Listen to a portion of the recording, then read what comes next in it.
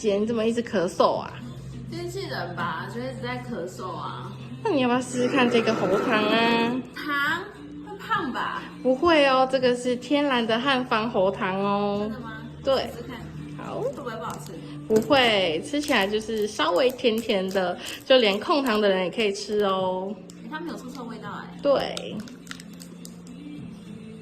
它是软的。对，所以大人小孩都可以吃。很好吃哎。对啊，而且它凉凉的，然后它就吞下去之后喉咙还蛮舒服，不会一直咳。